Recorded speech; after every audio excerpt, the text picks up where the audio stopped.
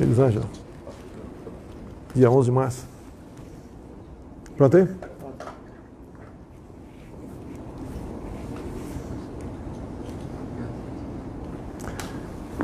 Boa noite. Quinta-feira, 11 de março, 19 horas e 1 minuto. Aqui ao meu lado aqui a Elisângela, nossa intérprete de Libras. À direita, o deputado federal de Santa Catarina, o Daniel Freitas, relator da PEC 186. Alguns ainda reclamam, né, de mim porque eu não veto o PEC. Deixar claro que as PECs, quando eu mando, mesmo quando eu mando a PEC, essa, no caso, nasceu no Senado Federal, foi votada e foi para a Câmara. Após votadas nas duas casas, é marcada uma data para promulgação. E ela é promulgada dentro do Congresso Nacional. Eu não tenho qualquer participação nisso. Então, por causa dessa PEC, eu sofri bastante, né? Já estou acostumando a sofrer e apanhar por tudo que os outros façam ou deixem de fazer. O relator também apanhou porque tinha dispositivo que não agradava alguns setores da sociedade. E o que é normal? Vai para o plenário, vai para o voto. E lá se debate, se negocia, cede aqui, ganha, perde. E assim foi essa PEC. Então tinha uma preocupação muito grande por parte dos servidores nessa PEC, que por ocasião de pandemias, é isso mesmo? Não haveria promoção nem progressão. Daniel, explica pra gente aí e como é que foi essa votação lá. Bom, presidente, primeiro, obrigado pela honra e a oportunidade. Obrigado pela confiança do senhor, do seu governo e do nosso líder, Major Vitor Hugo. Muito obrigado, líder, pela confiança em mim depositada para conduzir a relatoria dessa PEC. Nós encaminhamos o texto fiel ao que veio do Senado, justamente porque nós sabíamos que o plenário ele é soberano, e é lá, o senhor que foi deputado por 28 anos sabe que é naquela casa que as modificações vão acontecendo.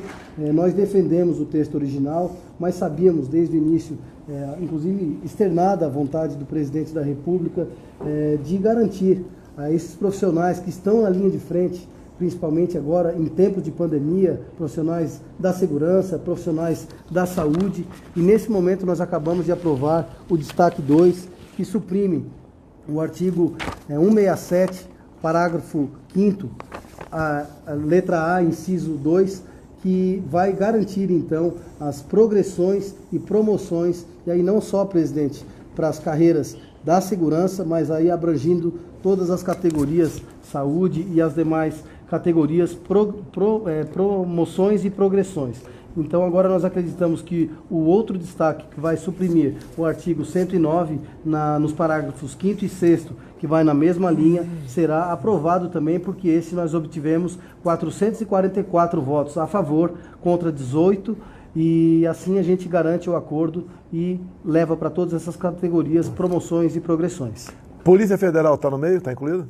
Todas as forças policiais. PRF?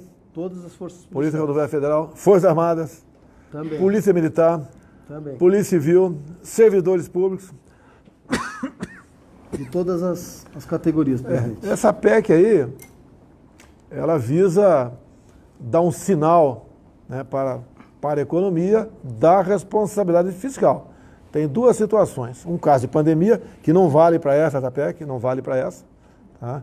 Se quiser aí alguém criar um novo auxílio emergencial, não teremos reajuste de salário. Teremos progressão para os civis e promoção para militares, aqueles estão previstos. Exato. Está previsto já hoje em dia. E a outra situação é o Estado que gastou mais de 95% da sua receita. Daí o governador é que decide se se vai congelar ou não o salário. Promoção e progressão continua valendo. Bem, agora o governador que vai decidir se vai pedir um socorro ou não, né, quando acender a luz vermelha para ele e ele estiver gastando mais de que 95% de sua receita. Então, uma sugestão aos governadores, né?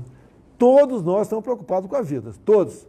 Mas uma pessoa sem salário, passando dificuldade, até mesmo com fome, pode levar a óbito. A gente vai discutir esse assunto daqui a pouco aqui. Então a bola está com os governadores. Quero parabenizar o Daniel Freitas pela relatoria, nos elegemos pelo PSL, né? Eu espero, em março, decidir qual é o meu futuro político.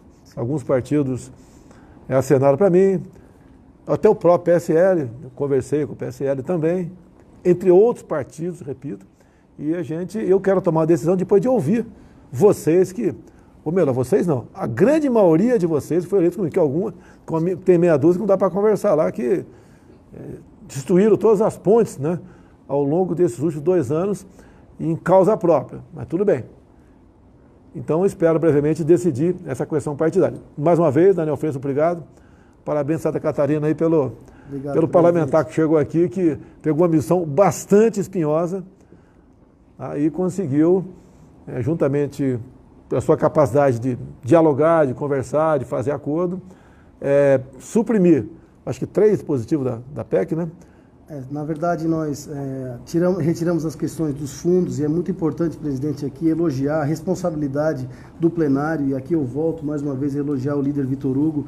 Nós construímos algo que não atrasa o auxílio emergencial, que eu tenho certeza que para o senhor é o mais urgente, entregar para as pessoas que mais precisam do Brasil mais uma etapa. O senhor que já entregou 293 bilhões, agora entrega mais 44 bilhões de reais para a população mais carente e garantir aí o equilíbrio e a segurança fiscal. É esse recado que o mercado, tanto interno quanto internacional, e as gerações futuras precisam saber que nós estamos num país que já está dando certo e que vai dar certo. O ano passado foram 9 parcelas, 10 ou 9 parcelas foram 5 de R$600 e 4 de 300. Esse dinheiro não está no cofre, isso é endividamento. Esse agora é a mesma coisa. O gasto agora são de 44 bilhões de reais. É bastante dinheiro, é mais endividamento para a União, nós estamos no limite. E eu já falei no passado e repito aqui, o Estado que fecha o comércio tem que pagar o auxílio emergencial também. E não ficar tudo jogando na conta do governo federal. Vou tocar nesse assunto daqui a pouco. Daniel, obrigado aí. Presidente, eu que agradeço. Eu quero aproveitar rapidinho, já com a sua autorização, divulgar aqui as minhas redes sociais para que vocês acompanhem o trabalho em defesa do governo Bolsonaro, todo o trabalho que nós fizemos agora na articulação da relatoria da PEC emergencial. E parabéns mais uma vez. Obrigado pela confiança, presidente. Daniel C. Freitas, é isso? Exatamente, presidente. Embaixo. DF Daniel Freitas. Isso, esse é o Twitter. Boa sorte, eu espero que você ganhe uma meia dúzia de seguidores de hoje para amanhã, tá ok? Obrigado, presidente. Obrigado. Valeu, um abraço. O pessoal da Jovem Pan, se quiser fazer uma pergunta para o Daniel, ele vai ficar aqui do lado, por ocasião das perguntas, ele será questionado. Ou então o nosso Major Vitor Hugo está do lado também assistindo aqui, o nosso líder da Câmara, ou também, já que vou tratar agora esse assunto aqui, o Marcelo Morales, que está vinculado ao Ministério da Ciência e Tecnologia, tá? E que nós vou conversar com ele sobre essa viagem a Israel. Uma parte considerável de pessoas criticou essa viagem, falando absurdos, né? Eu peço, por favor, que faça silêncio aí, tá? Eu peço, por favor, quem está conversando aqui, peça a face aí. Então, ele é médico, tem doutorado em biofísica, pós-doutorado em terapia gênica, terapia gênica, e também integra aí, é membro de 3 academias, Academia de Medicina, de Farmácia e de Ciência. Então o Marcelo Morales esteve nessa missão, até para começar a fazer com que aqueles que falaram que o pessoal foi passear lá, começar a conhecer as pessoas, né? Que a crítica, dessa forma, não constrói absolutamente nada. Ele tem muito a falar sobre isso aqui. Eu quero aqui, rapidamente, dar uma entrada e depois começar a conversar com o Marcelo aqui. Em especial, aqueles que nos criticam sem qualquer base, né? O governo abandonou o tratamento do Covid, ele é anti-vacina, ele falou que era uma gripezinha. Estou esperando alguém mostrar um áudio ou um vídeo meu dizendo que era uma gripezinha. Estou esperando. Ou aqueles que dizem que eu sou terraplanista. O Carniça ontem, né, falou que eu devia procurar o Marcos Pontes que é o nosso ministro da Ciência e Tecnologia, que esteve no espaço, para ele dizer para mim que a Terra é redonda. Olha a qualidade, né, do meu ministro da Ciência e Tecnologia e a qualidade dos ministros do presidiário, para depois começar a discutir. E não é só a ciência e tecnologia. Veja o padrão de todos os ministros meus e daqueles do governo do PT lá atrás. Lá atrás a especialidade era outra, com 5 dedos. Tá? E nós sabemos para onde foi o Brasil. Então, essas críticas baratas, né, não procedem. Então, um rápido aqui, arrazoado, depois nós vamos conversar com o Marcelo aqui. Várias medidas foram tomadas. Em junho de 2020, meados do ano passado, foi assinado o primeiro acordo com a AstraZeneca Oxford. Como não estavam preocupados com vacina? Nessa época, né, tinha um cara aí de um grande estado que ficava falando besteira o tempo todo na televisão, tentando faturar politicamente. Em dado momento ele falou que a vacina ia ser obrigatória. Né? Mesmo sem passar pela Anvisa, eu não posso admitir isso. E disse que, da minha parte, não tomaria aquela vacina. Sem passar pela Anvisa, não tomaria. Em agosto de 2020, uma medida provisória, abrindo crédito de 2 bilhões de reais, para nós contratarmos 100 milhões de doses de vacina da Fiocruz. Ainda sem Anvisa, sem nada. Contratar, começar a fazer e, obviamente, em sendo aprovada pela Anvisa, distribuí-la à medida que forem chegando. Em dezembro, também assinei uma medida provisória de 20 bilhões de reais para que nós pudéssemos contratar vacinas aprovadas pela Anvisa. Aí entra a questão da Pfizer, um pouquinho antes, o ano passado ainda. Alguns falam, deveria ter contratado a Pfizer em 2020. Você leu, você critica, leu o contrato?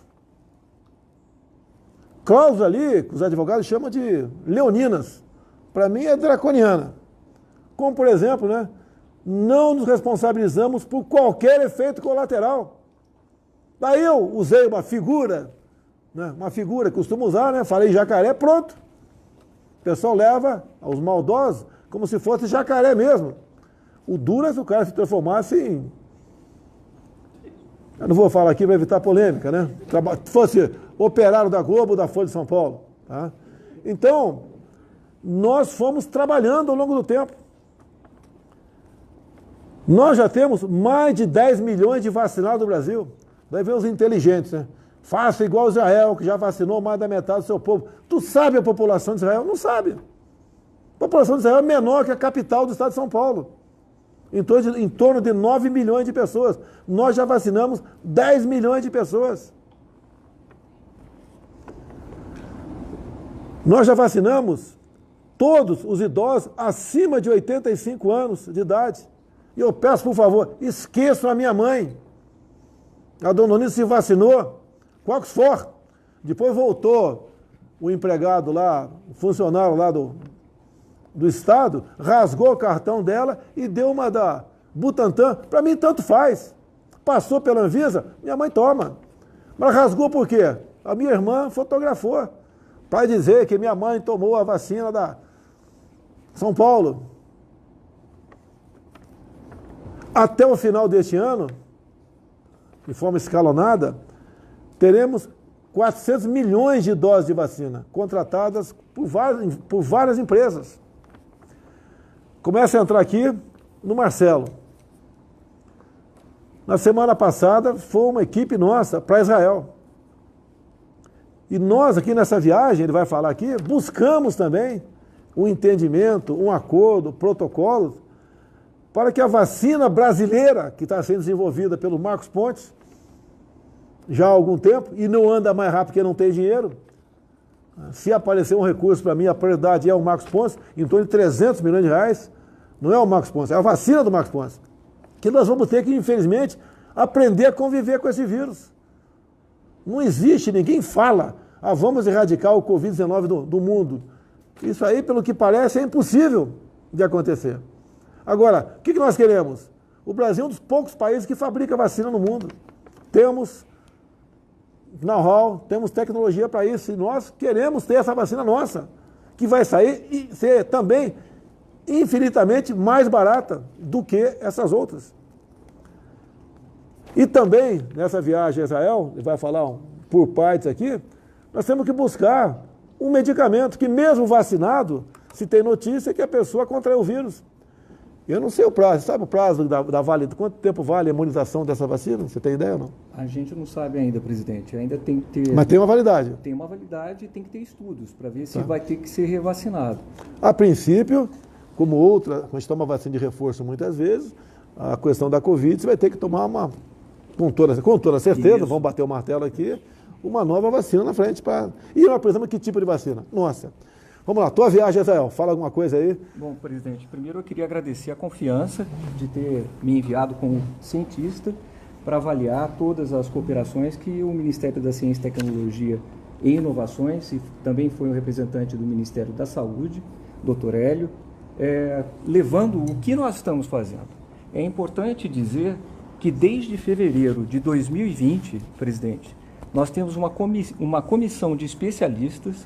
Desde fevereiro de 2020? Desde fevereiro de 2020. Eu levei ao ministro Marcos Pontes que deveríamos reunir especialistas de notório saber em viroses, em pandemias, imunologistas, médicos, que norteou todas as ações que o Ministério da Ciência e Tecnologia empenhou.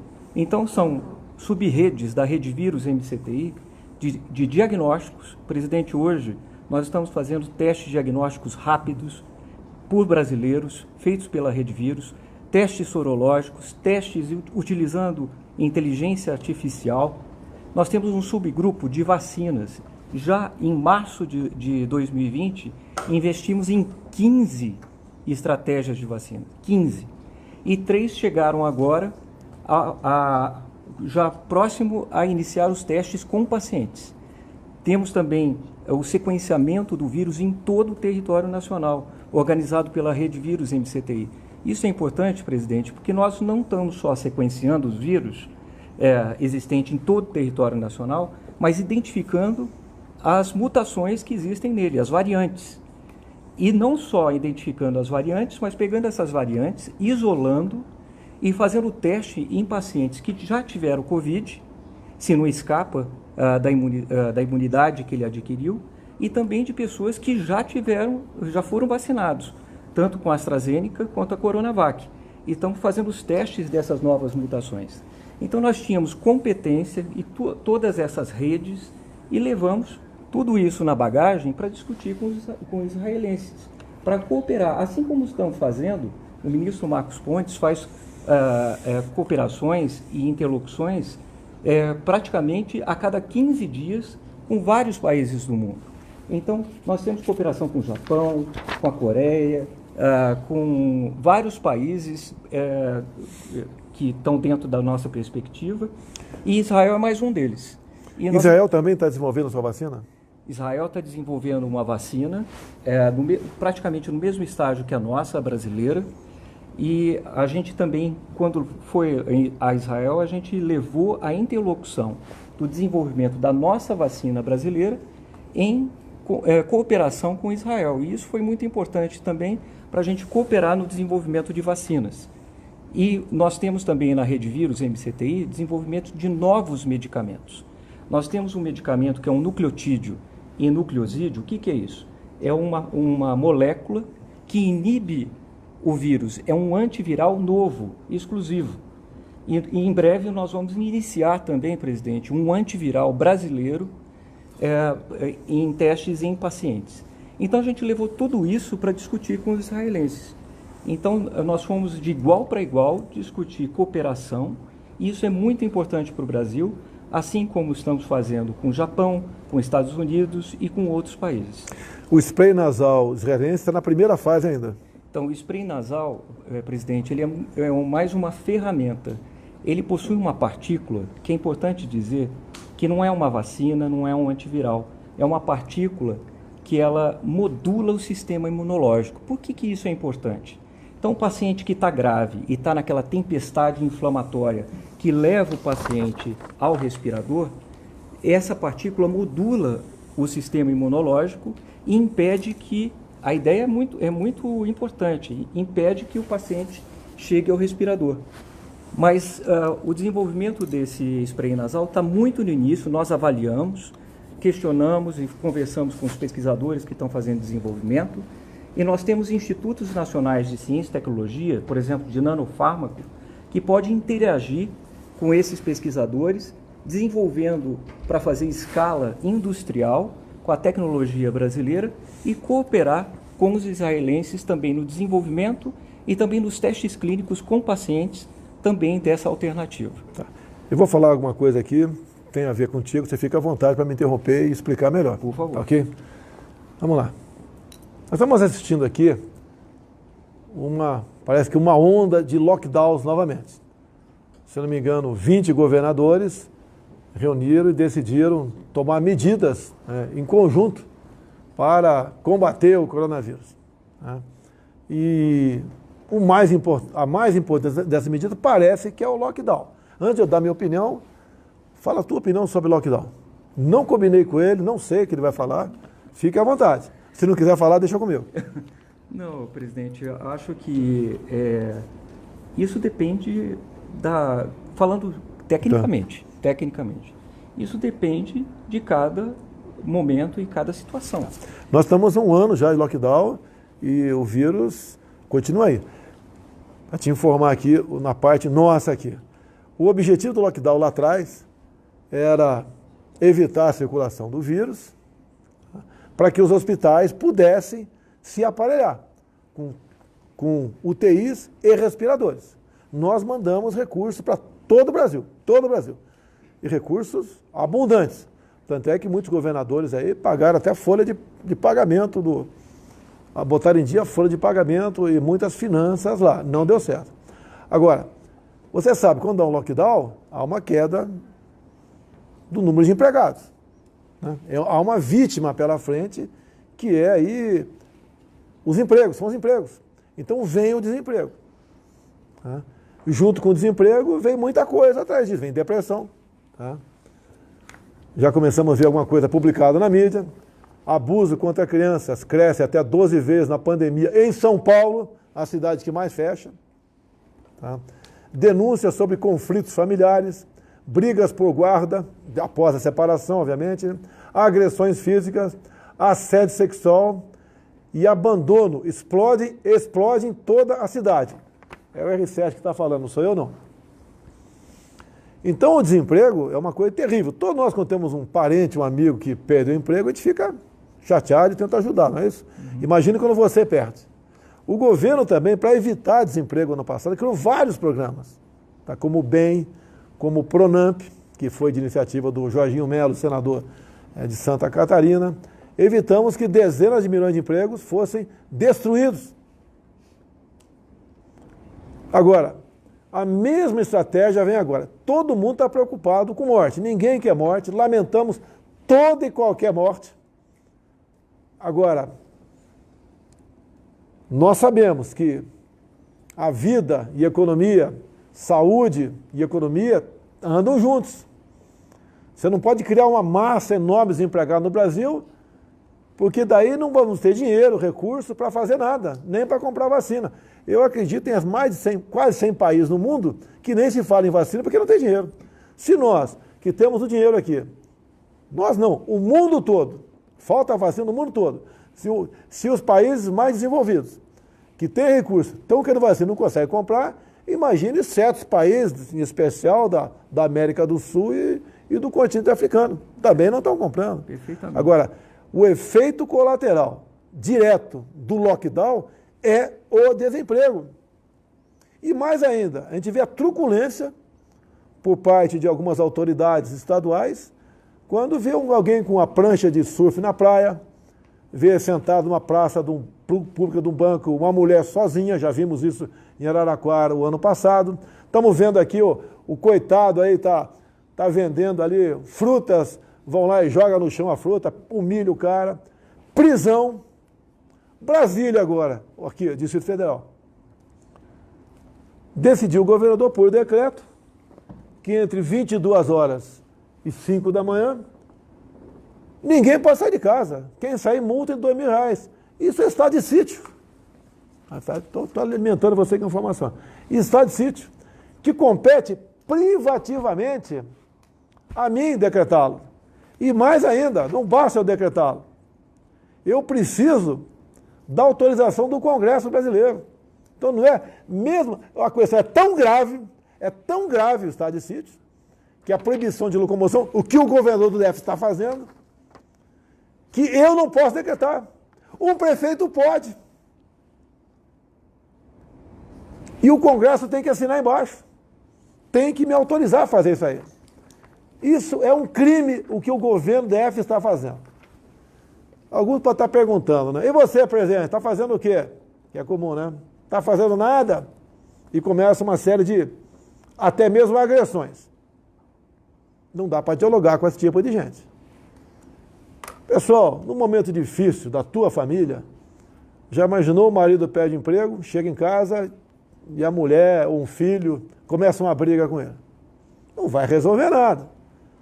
Nos momentos difíceis que a família tem que se unir. Nos momentos difíceis que a nação tem que se unir. Quanto mais atiram em mim, de forma covarde por parte da sociedade, mais você está enfraquecendo quem pode resolver a situação. Como é que eu posso resolver a situação? Eu tenho que ter o apoio. Que se eu levantar a minha caneta Bic e falar Shazam, eu vou ser ditador. Vou ficar sozinho nessa briga? O meu exército, que eu tenho falado o tempo todo, é o povo. Eu sempre digo que eu devo lealdade absoluta ao povo brasileiro. E esse povo está toda a sociedade, inclusive o exército fardado. A vocês eu devo lealdade. Eu faço o que vocês quiserem. Porque essa é a minha missão de chefe de Estado. Desunindo, agredindo, fica difícil. Vocês sabem quem está errando no Brasil. E errando muito. Eu sinto. Não pensem vocês que eu estou aqui no Palácio da Alvorada, alimentação de graça, bons assessores, tranquilo com a minha família. Eu não sinto. Cada decisão que tomam, e se você quer ser democrata, cumprir a Constituição, cumprir a lei, você tem que acolher. Mas tem decisões que são absurdas. Eu sei disso. Busco o diálogo com alguns. Falo que o caldo vai entornar. Por mim, vai entornar por parte de quem? O povo com fome, você que é médico, a pessoa com fome perde a razão. Topa tudo. Estamos segurando o Brasil. Estou antevendo problema sério do Brasil. Não quero falar que problemas são esses, porque não quero que diga que eu esteja estimulando a violência. Mas teremos problemas sérios pela frente. E nós sabemos quem está provocando esse problema. Em qualquer lugar, até na tua casa, em certas áreas, ou você manda ou tua mulher manda, senão a molecada faz a festa. No Brasil, o Supremo decidiu que somos concorrentes. O que é isso? Eu, estados e municípios, somos concorrentes. Eu, por exemplo, eu falo que nos 7 estados da região norte tem que ter um certo grau de isolamento ou medida restritiva. Um dos governadores dos 7 estados fala, não concordo com o que o presidente está falando, tem que ser mais restritivo ainda. Então o estado tal toma medidas mais restritivas que a minha. Daí dentro do estado um prefeito fala, não gostei das restrições do governador, tem que ser mais grave ainda. E o cara fecha tudo. Ou seja, quem decide na ponta ali não sou eu. É muitas vezes um governador não, é o prefeito, que não interessa se ele tenha 15 milhões de habitantes no teu município ou tem 800 habitantes, que é o menor município do Brasil. Ele que decide. É o estado de sítio. E um velho ditado, não sei de quem é. Aquele que abre mão de 1 milímetro da sua liberdade, em troca de segurança, seja o que for, não terá nada no futuro. Eu sou a pessoa, queiro ou não, critique ou não, me ofendo ou não, que posso garantir a sua liberdade. Porque se aqui no meu lugar, se a facada do Adélio fosse mortal, estaria no meu lugar Haddad ou Ciro Gomes. São dois elementos de esquerda. Tá? O segundo manda no Ceará. O outro é o poste do Lula. E os governadores do PT, todos eles, fizeram lockdown ano passado. Todos, sem exceção. Do Ceará, que é outro partido, mas de esquerda, é a mesma coisa. Se está o Haddad aqui, ou o Ciro, o Brasil estaria fechado igualzinho a Argentina está. Qual o futuro do nosso país? E vocês lembram daquele vídeo nosso que vazou, que não era para ter vazado, mas o ministro Celso de Mello falou que tinha que botar tudo para fora, que dali estava a prova que eu havia interferido na PF, viram primeiro que não havia interferência nenhuma. Em dado momento eu falei, aquilo era espontâneo. Em dado momento eu falei, como é fácil impor uma ditadura no Brasil? Vou repetir, como é fácil impor uma ditadura no Brasil? Nós estamos vendo municípios, onde guarda municipal, com cacetete, mantinha todo mundo dentro de casa. Imagine umas Forças Armadas com fuzil. Em nome da ciência, em nome da sua vida, você vai ficar em casa mofando. Uma pequena parcela da sociedade pode até ficar em casa por mais tempo, mas a grande maioria não pode. E essa minoria, que pode por enquanto, como quem trabalha, bota a mão na massa e produz alimentos, essa grande maioria, que pode ficar pouco tempo dentro de casa, não vai produzir mais nada, todos vão sofrer. Eu tenho como garantir a nossa liberdade. Eu sou o garantidor da democracia. Tendo em vista a situação que está acontecendo no Brasil, usam o vírus para quê? Para te oprimir, para te humilhar, para tentar quebrar a economia. E eu vejo governadores, alguns, me culpando pelo desemprego. De quem é a política do fique em casa, feche tudo? Não é minha. Entendo que o vírus mata. Entendo que tem que fazer todo o possível para evitar mortes. Mas o desemprego leva à depressão, leva à violência, brigas, leva à morte, leva ao caos. É isso que está acontecendo no Brasil. Vejo agora um governador falando que não quer no seu estado cultos religiosos. O cara desesperado vai para a igreja. Não pode mais ir para a igreja. Seja ela católica, evangélica, seja qual for. Não pode ir. E também não pode ter jogo de futebol. Conversei agora há pouco com o governador do Rio de Janeiro. O secretário dele foi informado, né? Foi feito o contato com a Federação Paulista de Futebol, ou a CBF, não tenho certeza, se os jogos de São Paulo podem ser feitos no Rio de Janeiro. O que eu entendi da conversa, né? Não estou dizendo que ele bateu o martelo, mas parece que sim. Então o pessoal, ao ir jogar no Rio, vai de avião, todo mundo anda de avião, socadinho. E vai jogar bola e volta para cá. Então um governador que tem que fechar tudo, o outro é responsável, o do Rio de Janeiro é responsável, não está pensando em 22 e toma outras medidas. Não podemos deixar isso acontecer. Eu sou a pessoa mais importante nesse momento. Faço o que o povo quiser. Devo lealdade ao povo. Agora, me permita contar uma historinha aqui. Se você tem muito dinheiro e dá uma Ferrari para o teu filho, ou você é um cara que ganha um pouco menos, né, ou bastante menos, e dá uma bicicleta. Ou então o outro que é um pobre coitado e com muito sacrifício dá um carrinho de plástico para o seu filho. Se o filho não entender o que o pai ralou para chegar à situação de um grande empresário, que ralou, nada cai do céu, ou para ter um emprego, ser classe média, ou ralou vendendo churrasquinho de gato para comprar aquele carrinho, o filho não vai dar valor para isso. Então nós temos que, não é fácil ser pai, né? Não quer dizer que você é um bom pai, você vai ter um bom filho, mas você ajuda a ter um bom filho, obviamente. Mas o filho tem que valorizar o que você está fazendo para ele. Vocês não são meus filhos. Eu sou irmão de vocês.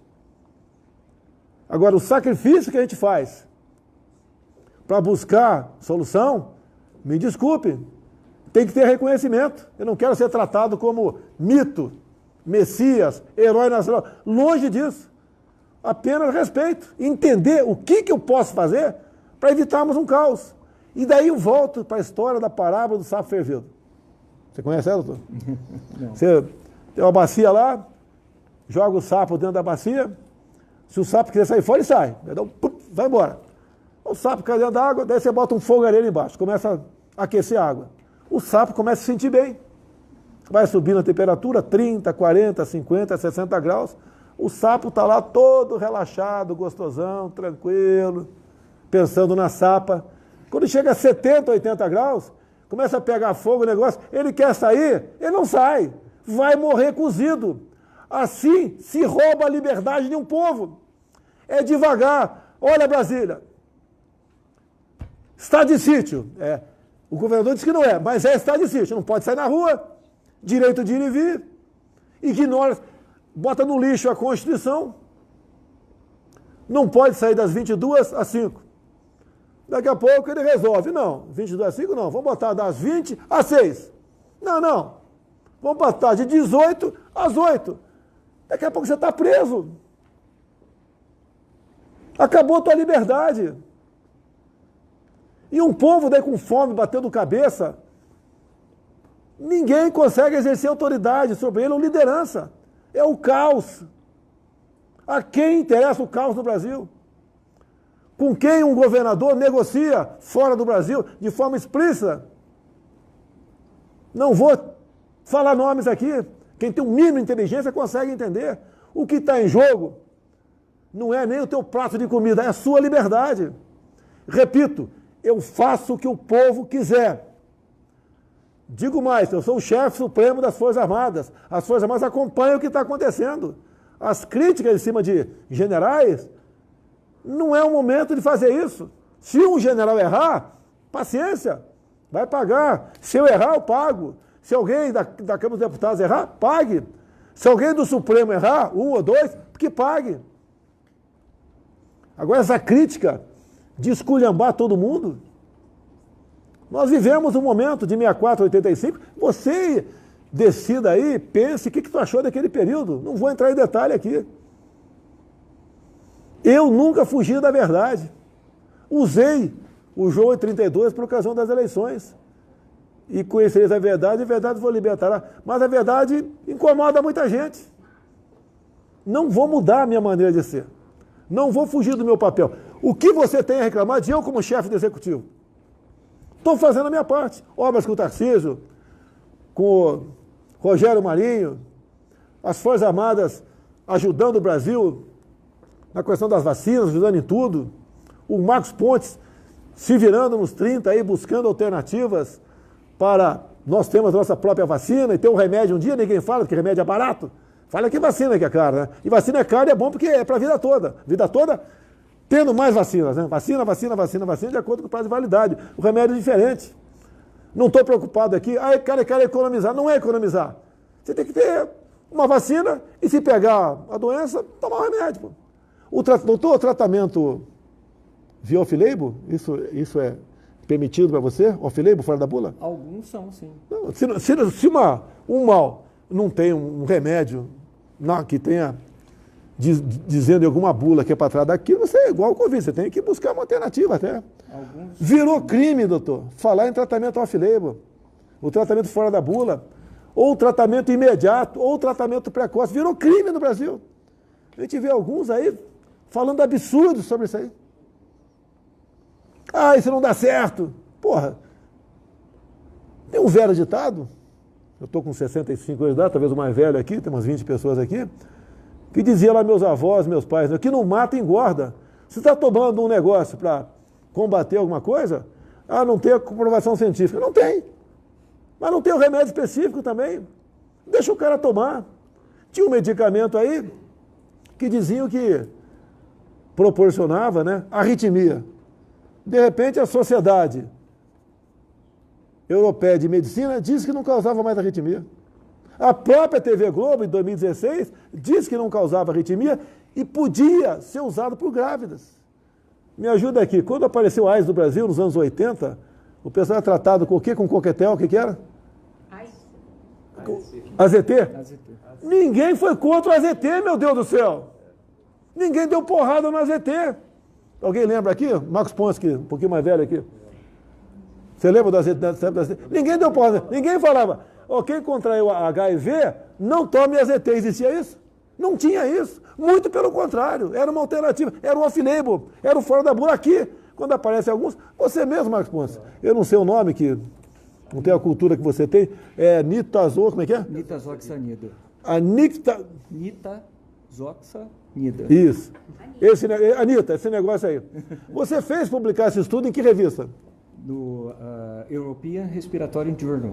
É uma revista renomada. Altamente de alta... Não vai publicar coisa que não tem... Aliás, os pesquisadores que foram envolvidos nesse projeto, presidente, são altamente qualificados. A pesquisadora que está à frente, está à frente não só desse estudo, mas em outro estudo também com a nitazoxanida, tem mais de 400 trabalhos publicados em revistas internacionais. Eu não vejo ninguém falando na Anitta no Brasil. O pessoal fica quieto. Agora eu converso com vários médicos que dizem que receitam a Anitta, a hidroxi, a ivermectina. Aqui virou tabu, não pode falar nisso. Você passa a ser terraplanista. Um jumento me chamando de terraplanista, um jumento. Eu tenho 2 cursos superiores. Tem gente que tem curso superior continua burro, né? Ou não consegue debater, raciocinar. Tenho 2 cursos superiores. Agora ele recomenda o quê? 51? Só pode ser 51. Curtido em cobra, surucucu, pico de jaca dentro da garrafa. Só pode ser isso aí. Quem não quer tomar esse trem, não tome, pô. Eu tomei. Vários tomaram. Você pegou vírus, Marcos Ponte? Peguei. Tomou o quê? Tomei a nitazoxanida. Tomou a Anitta, ele que fez o teste. Mais alguém pegou aqui? Hoje faz um ano, presidente. O Daniel, o deputado Daniel lá de Santa Catarina. Tomou o quê, Daniel? Tomei também. Tomou o quê? Cloroquina. Cloroquina. Mais alguém tomou aqui? Vamos lá, Roberto, tem vários aqui. Fala o que tomou aqui, não vai inventar. Cloroquina, você, Paulo de Arara? Cloroquina. Cloroquina, você aí. Alguém foi hospitalizado aqui? Alguns dizem para mim, não fale nisso na tua live. Eu tenho que ser politicamente correto. Se tem gente que está morrendo, e eu quero que não morra gente, diferentemente de alguns governadores, eu tenho que falar. Se houver a reinfecção, se essa nova cepa pegar em mim, eu vou tomar esse trem tudo de novo.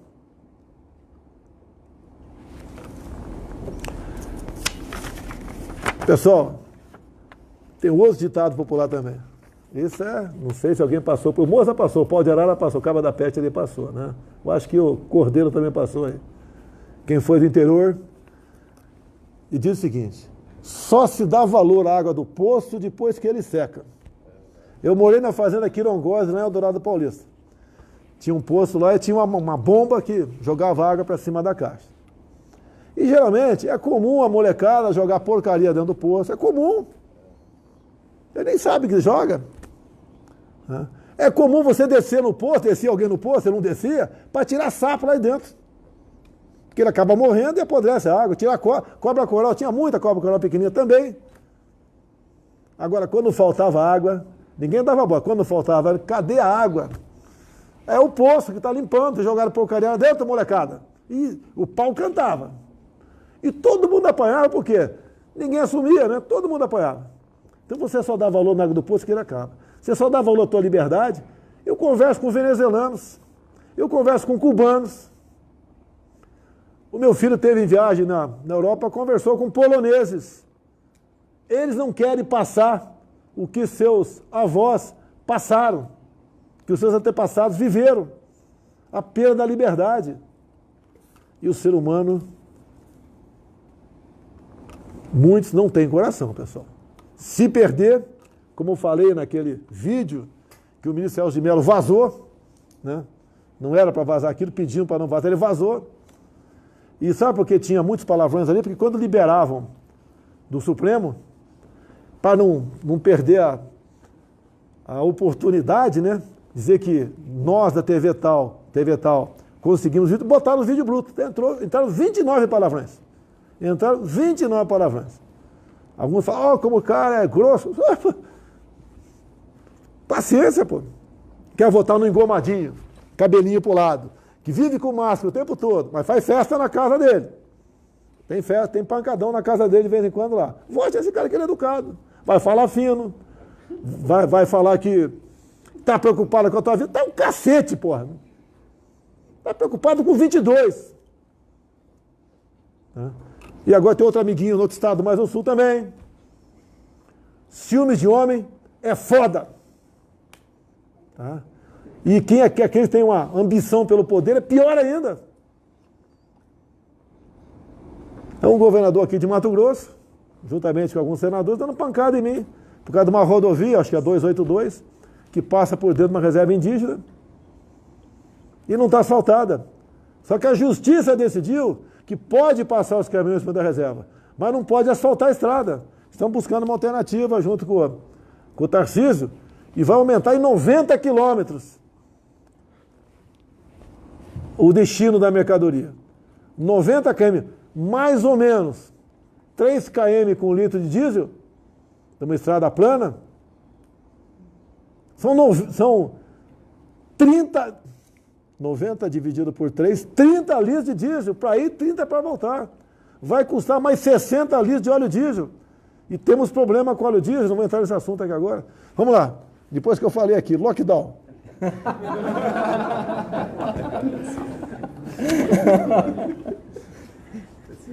É uma pergunta? Pergunta, você responde o que você quiser. Você é médico, fique tranquilo. Você vai continuar lá com o Marcos Pontes, que você é um cara.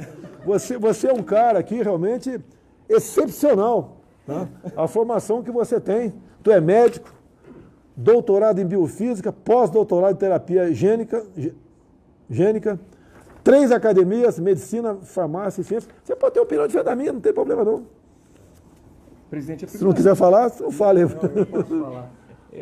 Eu acho que cada caso é um caso e tem que ser analisado.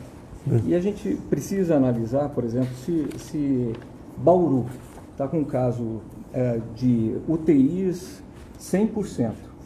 Aí a gente tem que tomar algumas medidas que são mais enérgicas. Agora, de 70%, a gente pode fazer um meio termo, o senhor falou muito bem. Nós temos um problema econômico e um problema de saúde. E essas duas têm que estar muito bem equilibradas. Então, como médico, a gente tem que analisar caso a caso. Então, medidas que são para todo mundo, elas não são as mais adequadas. Tudo bem. Elas precisam ser estudadas caso a caso. Tudo bem. Estamos tendo aí casos de suicídio pelo Brasil por causa do lockdown. Tivemos um trabalhador que pulou de uma ponte lá em Fortaleza e agora um caso mais grave aqui, quer dizer, suicídio mais grave não, os ambos morreram, então os ambos são graves aqui, que deixou uma carta. Então eu vou ler a carta aqui do cidadão aqui. Né? Mãe, me desculpe por tudo. Sei que errei muito na minha vida. Eu queria muito cuidar da minha filha Alícia. Sempre te amo muito. Onde estiver, sempre estarei do seu lado. Mas estou cansado de tanto humilhação aqui na feira. Cansei de ser muito humilhado. Estou fazendo isso porque não estou dando pagar dívidas por causa do governador e prefeito. Decretou o fechamento de tudo e não está dando para vender direito. 8 de março de 2021. É o governador da Bahia e o prefeito de Salvador.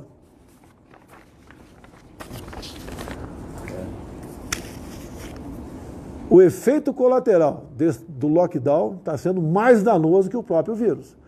Devemos estimular, sim, fazer uma campanha para o idoso ficar em casa. Porque tem doenças, comorbidades, ficar em casa. E o resto, pessoal, toma as medidas ali que está sendo usado no momento e vão para o trampo. Vão trabalhar, pô. Eu ando no meio do povo. Eu duvido que esse governador da Bahia, do Rio ou do Rio Grande do Sul vá no meio do povo. Ele vai falar, mas eu não quero contaminar ninguém. Bota 3 máscaras e vai para o meio do povo, porra. Vai ver o que o povo está falando. O que mais falam para mim? Quero trabalhar, presidente. Me ajuda a trabalhar, faz alguma coisa, eu quero trabalhar. Estou cansado de ser humilhado. Presidente do Rio, não. Eu falei Rio de Janeiro? Me desculpa aqui, é Rio Grande do Sul. Obrigado aí. Rio Grande do Sul. Valeu na hora aí. Está aqui uma causa disso. Me acusa de genocida essas pessoas. Achando que quem nunca passou necessidade ou nunca esteve no meio do povo, pode falar, fica em casa. Eu estou cuidando da tua saúde. Está cuidando da saúde? Você está matando o cara. Um dos primeiros sintomas de uma pessoa que está desesperada é depressão. Como tem aqui, escrito aqui, agora começam a falar, né? Violência. Eu li há 2 semanas uma pesquisa do Reino Unido sobre máscara. Os efeitos colaterais da máscara. Botaram na minha conta. Ele está contra a máscara. Não cola, não está colando perante a maioria da população esse tipo de acusação. Temos que ter coragem. Quando eu vou para o meio do povo, me criticam. No começo, março do ano passado, eu fui para Ceilândia, Taguatinga. Eu tenho que estar no meio do povo, eu sou chefe, eu sou general, tenho que estar com a tropa. É muito fácil eu ficar aqui, no Alvorada, um palácio. Tem sala que eu nem conheço aqui ainda, com 3 andares, tem tudo aqui. Boa alimentação, segurança, tudo. É mais fácil eu ficar aqui, pagar televisões, né? Algumas televisões que, como o cara paga todo dia aí, não sei como alguns têm paciência de ouvir esse cara falar a mesma besteira quase que todo dia, ficar pregando regra perante a população brasileira. É muito fácil. Fecha São Paulo e vai para Miami. Fecha São Paulo e vai para o jogo do Maracanã para ver o Santos e Palmeiras. Vontade eu tinha, mas não fui. Eu estou no meio do povo. Tenho que ver o que o povo está sentindo. Quando fui, lá no ano passado, março, abril, para Ceilândia, Taguatinga, conversei na praça com quem vendia. Quem vendia. Né? Não vende mais. Churrasquinho de gato. Fui na casa de uma senhora e tinha 8 pessoas menores para tomar conta. O ano passado. Vai fazer 1 ano agora. Com dificuldade. Presidente, eu não tenho como alimentar a minha família. E estava a imprensa toda em cima de mim para aglomeração. Está sem máscara. Tinha que ficar em casa. A imprensa estava lá. O que é atividade essencial? Para mim, é toda aquela necessária para um chefe de família levar o pão para casa. A própria desgastada do MS já falou isso ano passado. Eu nunca passei fome na minha vida. Minha mãe teve 7 filhos. Quando passava mal, eu passava mal. Quantas vezes fui comprar no açougue uma cabeça de boi, que era baratíssimo. Hoje não tem, eu acho que você não acha mais cabeça de boi por aí. Metia o machado e fazia bolinho de cérebro. Qual o problema? Quantas vezes, lá na fazenda Quironguase, Jair, vai caçar folha de abóbora. Foi lá pegava folha de abóbora e fazia bolinho de folha de abóbora. E levava a vida. Agora, a humilhação para o meu pai e para minha mãe seria se estivesse passando fome em casa. Humilhação. O que está acontecendo com milhões de famílias hoje em dia? Pelo menos 38 milhões de famílias são tidas como aqueles invisíveis. Né? O informal. É o que vende churrasquinho de gato na praça, biscoito Globo na praia, vende picolé na arquibancada, lava um carro no estacionamento, ou guarda. Esse pessoal perdeu tudo, cara. Não tem o que fazer mais. E vem governador, gravatinha, com perfume aí de R$2.000, não dá para sentir na televisão, mas dá para perceber, né? Pregando regra que tem que ficar em casa. É para o teu bem. Meu Deus do céu, se tem um rio, isso acontecia lá em Eldorado Paulista, né? O que minha mãe falava? Junto com o Leonardo, que faleceu, o Lauro, né, filho de um negro, por coincidência, podia ser filho de um branco, a gente gostava de ir na Rio Ribeira tomar banho. O que nossas mães falavam? Cuidado com o negrinho d'água, vai puxar tua perna. A gente ficava com medo de tomar banho no rio. Agora vamos supor que o rio está cheio de piranha. E eu vou falar para você, vou te proibir, não tem como, não atravesse o rio. Se você quer atravessar, o problema é teu. Se você precisar atravessar a rua cheia de piranha, né, Cid, se é que for especiais, você vai atravessar para cumprir sua missão, ou não vai? Você pode morrer, mas você vai ter que cumprir sua missão. Nós temos que viver. Estou preocupado com mortes, lamento qualquer morte, mas temos que enfrentar a questão do vírus. Não tem como deixar o povo dentro de casa mais. Não é questão de paciência, é questão de sobrevivência. Digo sempre, pior que uma decisão mal tomada é uma indecisão. Converso com autoridades em Brasília, que falam para mim, o barbeiro vai lá em casa cortar meu cabelo. Né? A manicure vai lá fazer as unhas da esposa. Mas essa mulher podia trabalhar 3 vezes mais na salinha dela. Porque quando sai de uma casa para outra, tem que sair escondida, como se fosse uma bandida. A manicure é uma bandida. O barbeiro é um bandido. Trabalhar é sinônimo de crime no Brasil. Não tem qualquer sensibilidade, alguns governadores, com a população. Nenhuma, zero. Repito, para mim seria muito mais cômodo ficar fazendo a mesma coisa que alguns desses chefes de Estado fazem. Tranquilo. Mas é minha obrigação falar. Se errar, me condene. A população me condena. Continuar com mais alguma notícia. Tem pergunta aí, Cid? É para o garoto aqui? Para quem? Vitor e para ele. Então, fica atrás, prepara a primeira pergunta aí. Tem para o Vitor Hugo e para o... Enquanto chega o Vitor Hugo aqui, prepara o Rogério Marinho, né? Ele inaugurou agora dia 1º de março, mais um ramal lá da transposição do São Francisco. Está indo água agora para o reservatório de Castanhão. Né? A liberação das águas foi dia 1º de março, que garante então segurança hídrica para cerca de 4,5 milhões de habitantes, de Fortaleza e região. Nós temos que trabalhar, pessoal. Se esse pessoal não estivesse trabalhando lá, não teria água para essa gente. A primeira pergunta, Cid. Para quem que é? Vitor Hugo. Vitor Hugo. Muito boa noite, presidente Bolsonaro. Boa noite, deputado Daniel. Parabéns aí pela negociação e votação da PEC. E boa noite, líder Major Vitor Hugo. Ô líder, eu queria saber do senhor se o senhor vai mesmo levar para o PSL um certo presidente Jair Bolsonaro.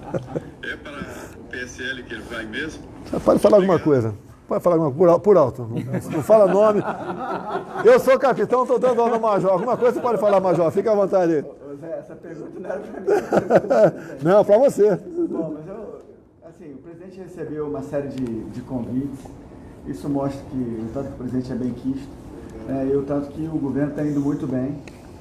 Vários partidos se manifestaram e o PSL, do que eu tenho sentido, depois do acordo que nós fizemos aí, que está caminhando para uma pacificação, também tem mantido uma conversação, também tem dado piscadas aí para o presidente, tentando convencê-lo a voltar para o partido. Acho que é uma possibilidade que o presidente vai avaliar. Sou palmeirense. Tá palmeirense? Palmeirense. Tem mais um pouco aqui. O Vitor aqui é flamenguista aí. Tá, vamos. Seguinte, rapidamente aqui. O meu Facebook, YouTube e Instagram, 135 mil. Pigo nos is, 120 mil. Tô ganhando, poxa. Vocês sempre davam um capote e vinham, tô ganhando. Foco do Brasil, 21 mil. Folha Política, 3. Jovem Pan News, 26. Total, aproximadamente 300 mil pessoas online. Tem mais pergunta aí, Cid? Sim, senhor. Mete bronca aí. Agora, do Augusto Nunes para o Marcelo. Boa noite, presidente Bolsonaro. Boa noite, secretário Marcelo Morales. Boa noite aos participantes da live. Eu queria perguntar ao secretário o seguinte: no começo das experiências com o remédio israelense, o primeiro-ministro Benjamin Netanyahu ficou muito entusiasmado com os resultados. Ele continua otimista? Deve ser sobre o spray nasal, né? É o spray nasal. O primeiro-ministro continua otimista, mas o medicamento ainda está em fase inicial. Nós fomos com uma equipe extremamente competente. Por acaso, é uma das áreas que eu trabalho, presidente, que é com microvesículas. Então, eu pude perguntar para o próprio pesquisador que está desenvolvendo a nanopartícula várias questões técnicas que a gente pode cooperar com os Institutos Nacionais de Ciência e Tecnologia do Ministério da Ciência, Tecnologia e Inovações. Então ele está otimista assim, sabe por quê? Porque é mais uma ferramenta no combate à pandemia. É uma partícula que ela pode modular o sistema imunológico, evitando que o paciente grave, presidente, ele chegue ao respirador. Então é um estudo que vale a pena a gente cooperar com Israel e iniciar os testes clínicos, por que não, em cooperação com o Brasil. Augusto, foi um pequeno de pessoas, 30, né, que foram submetidas a esse spray nasal, mas uma pessoa já estava em estado grave, não estava entubada ainda. Isso. E deu certo. Alguns tentam desqualificar essa área. Os gênios, tem algum gênio no Brasil, né, de internet, né? Ah, só 30. Uma maratona começa com o primeiro passo. E o senhor disse certo. Tem na fase com qualquer medicamento, presidente, nós temos a fase 1, que é com pouquíssimos pacientes, onde a gente detecta se o medicamento é seguro. É nessa fase que o medicamento está, muito inicial, para ver se ele é seguro. E depois tem a fase 2, com mais pacientes, para ver se tem, e na fase 3, para ver se ele é eficiente. Não chegamos lá ainda. E esse é o momento de fazer interlocução. Nós temos que procurar, como cientistas, interlocuções com vacinas, com novos medicamentos, e aqueles que nós estamos fazendo no Brasil também, presidente. Nós levamos os nossos medicamentos, as nossas vacinas, para cooperar com Israel e outros países também. Vamos lá, eu não sei se esse percentual era maior ou menor antes da pandemia. Eu acho que era menor, mas está aqui. Pesquisa na CNN aqui. 70% das famílias brasileiras têm dívidas. Eu acho que está aumentando, não tenho certeza. Mas vamos lá. Tem uma nota aqui do ministro Eduardo Pazuello da Saúde, dizendo que o sistema de saúde não está colapsado. Tá? Ele está impactado, mas não está colapsado. Ok? Ele tem aumentado, na medida do possível, a oferta de leitos. Tem se empenhado na questão da vacinação. Mais de 10 milhões de pessoas foram vacinadas. Né? E a intensificação de medidas de vigilância em saúde. Outra pergunta, senhor? Vitor Hugo. Olá, Major. Boa noite, presidente. Boa noite a todos. Minha pergunta vai para o deputado Vitor Hugo. Deputado, como estão as negociações na Câmara para que seja instalada a comissão que vai discutir a PEC do voto impresso? É uma proposta de emenda constitucional que é de autoria de uma colega de partido do senhor, a deputada Bia Kicis, que ontem inclusive assumiu a presidência da CCJ. Como andam as negociações junto ao presidente Arthur Lira para que ele instale essa comissão? Porque a proposta já passou pela CCJ, mas na gestão anterior o ex-presidente Rodrigo Maia não determinou a instalação dessa comissão. Arthur Lira fará isso? Como estão as conversas para que isso aconteça, deputado? Boa noite, obrigado. Boa noite, Vitor. Bom, essa é uma pauta importantíssima para nós, para todo o país, que o presidente tem defendido muito, desde sempre. A Bia Kicis, que foi eleita ontem, presidente da CCJ, é importante ressaltar, presidente, que o nosso partido, o PSL, ele elegeu 3 mulheres presidentes de comissão. Né? O partido que foi acusado aí de ser misógino e tudo mais, né? Que elegeu o presidente que teria uma série de problemas nesse sentido, elegeu a Bia Kicis para a CCJ, a mais importante comissão, a Aline Sleutz para a Agricultura e, se Deus quiser, amanhã vai eleger a Carla Zambelli para o Meio Ambiente. Essa é uma pauta muito importante, voto impresso, e nós estamos trabalhando muito aí para que a comissão especial seja criada e a gente possa aprovar essa PEC o mais rápido possível. Eu acredito que ela seja instalada brevemente, conversei já com o Arthur Lira sobre isso aí.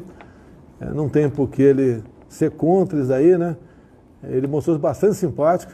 O Arthur Lira está sendo um grande aliado de todos os deputados, né?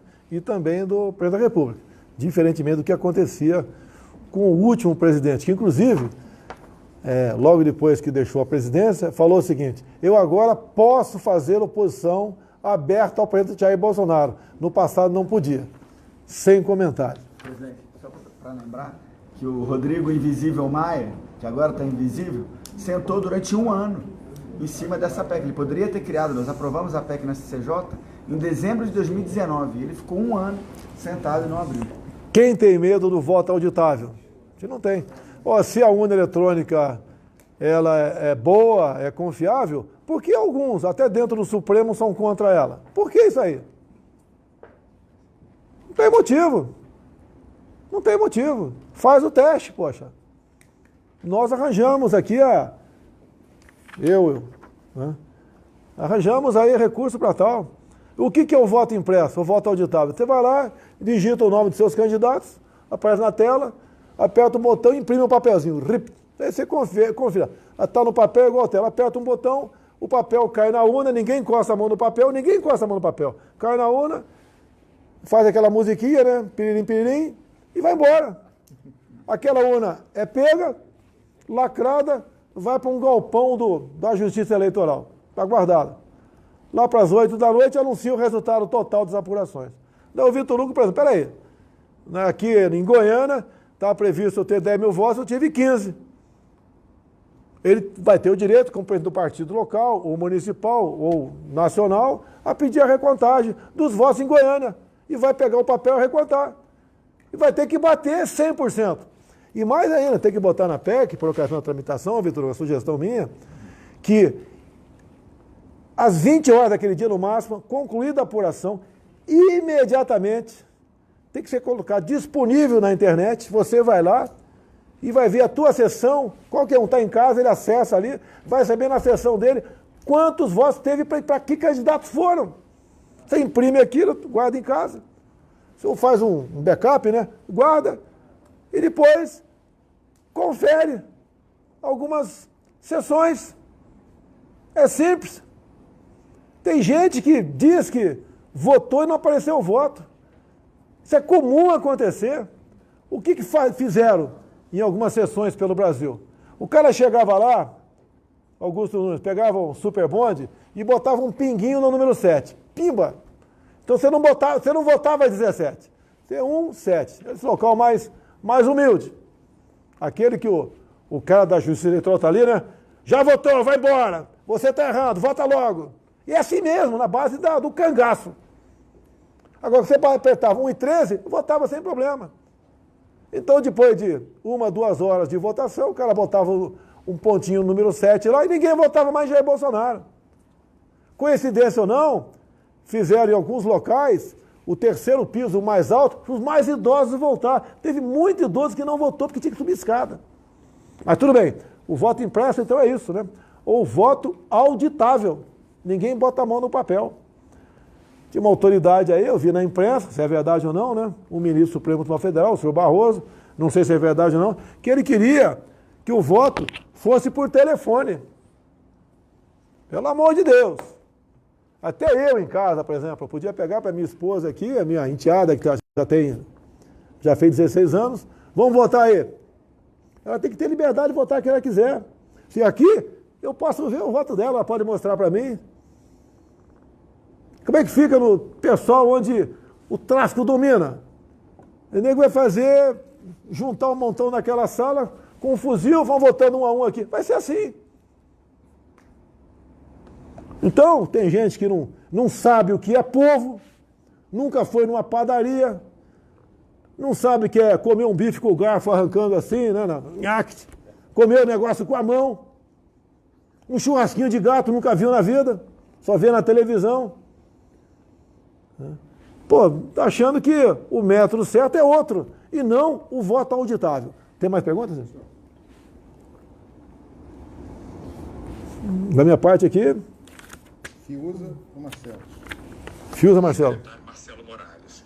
Secretário, na sua opinião, por que os estudos sobre tratamento precoce com coquetéis antivirais caíram numa certa maldição dentro de parte da comunidade científica, da imprensa e da classe política, apesar de indicações concretas de resultados promissores? Obrigado. Olha, estudo científico é estudo científico, é o que ele mostra. Então, se nós temos um estudo científico de uma revista renomada e aqueles resultados, eles mostram que existe um efeito de um certo medicamento, existe a possibilidade de ele ser utilizado.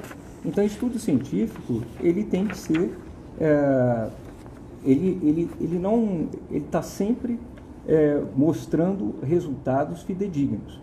É por isso que ele tem uma metodologia científica.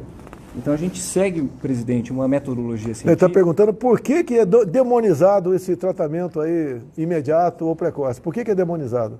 Bom, todo tratamento, toda doença tem um tratamento inicial. Se você chega com...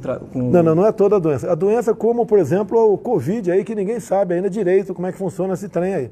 Por que não pode usar o off-label? Acho que é isso que foi feita a pergunta para você. Certo. Por exemplo, a nitazoxanida. Tá. Nós mostramos que reduz a carga viral. Então, o experimento mostrou que reduz a carga viral. Ah, mas o que dizem que é importante? Não chegou lá, não evitou que o paciente chegasse ao hospital. Não foi visto isso nesse experimento. Mostrou que depois de 5 dias reduz a carga viral. E ponto final. Então, agora, se diminui a carga viral... Onde foi publicado isso aqui? Em relação aos pacientes que Quem não foram compilou? tratados, mostrou que Quem existe compilou? uma Não fala redução da carga do vírus. E isso pode ser mais um instrumento para inibição, para enfrentamento da pandemia. Então, presidente, com um experimento realizado, com um trabalho publicado, por exemplo, no caso da nitazoxanida, reduziu a carga viral. Augusto Nunes, equipe aí da Pingos nos I, muito obrigado pela deferência. Esperamos ter colaborado com alguma coisa. Estamos pedindo aqui, agradecer ao Marcelo, Obrigado. o deputado Daniel Santa Catarina. Está aqui o Vitor Hugo, também nosso líder. Está o Ernesto Araújo também aí. Aniversário do dia, Marcos Pontes. E aí, Marcos? A terra é redonda ou é... Ela é redonda. Ela é redonda. Mostra para mim, fala, presidente, a terra é redonda. Falei, o Carniça mandou dizer para o senhor que a terra é redonda. Falei, fala aí. O Carniça mandou dizer para o senhor. Fala aí. A terra é redonda, né? Eu nunca vi o presidente falando que a terra é diferente de redonda. Então não sei de onde tiraram isso aí, mas tá aqui. Cid, Vuduzinho, Pau de Arara, ministro da Sanfona, capita aí o major da Aeronáutica e do Exército, minha intérprete de Libras aqui. Então, muita gente esquisita aqui, hein? Tá cheio de... O miniatura do Zé do Caixão, tá todo mundo aqui. Pessoal, muito obrigado, a situação é séria, sabemos disso, mas devemos descontrair também. Pedimos a Deus que brevemente fiquemos livres disso aí e, obviamente, fazemos e continuamos fazendo, desde o primeiro momento, tudo possível para combater a pandemia. Forte abraço a todos, fique com Deus. Pessoal, bota na Jovem Pan, bota nos Pingos nos I aí para pegar os comentários aí do Augusto Nunes e equipe. Um abraço aí.